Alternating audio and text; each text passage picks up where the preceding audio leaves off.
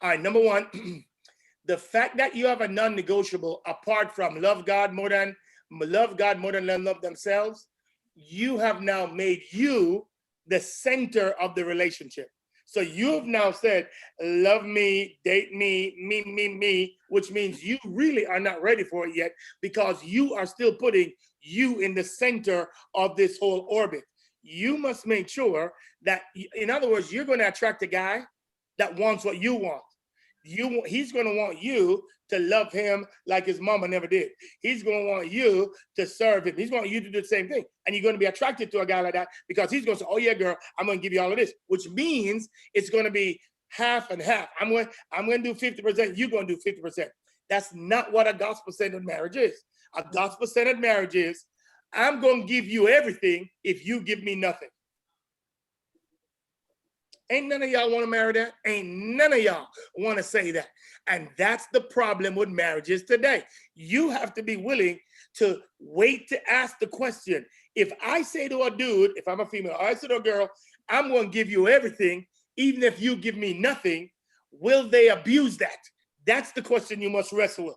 Because if they're not like you, you're going to get abused.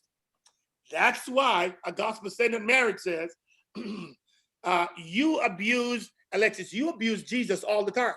Mm-hmm. You just don't want to admit it. And if you're going to be like Jesus in this marriage, that means you have to be willing to say, God, I'm going to learn to be so selfless that I will attract somebody that's as selfless as me and is looking for the kind of girl that would be selfless because he is the kind of guy that is so selfless. Absolutely. And what I'm going to give you something, I shouldn't do this, but I'm going to give you. And it's not to have to be, nobody's perfect, but you want to make sure they're in pursuit of loving God more than they love themselves. So, Pastor, how do I know if they're loving God more than they love themselves? They're spending time with God in his word. They're not going to pressure you to sleep with you.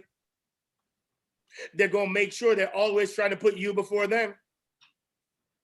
When they do something stupid, they're going to be broken and cry before God because they hurt God. They don't care about hurting you as much as hurting God. Now, your next question is, Pastor, ain't no man out there like that. So what you want us to do? Just stay here and just sit down and not do? Ain't no man out there like that. Then that's my job and every other man in this call to disciple them so that they can pull it off. But you got to make sure you're that kind of girl. See, people want somebody that they're not. So you got to make sure you're that kind of girl that you're saying, I'm going to love you no matter what you do to me. Now, listen, I'm not saying you don't have healthy boundaries when I do that to fool. I'm not saying any of that, but you don't go into it with that. Mm-hmm. You go into it saying, I'm going to do my best to love God with all my heart, all my mind, all my soul. That's what I'm going to do.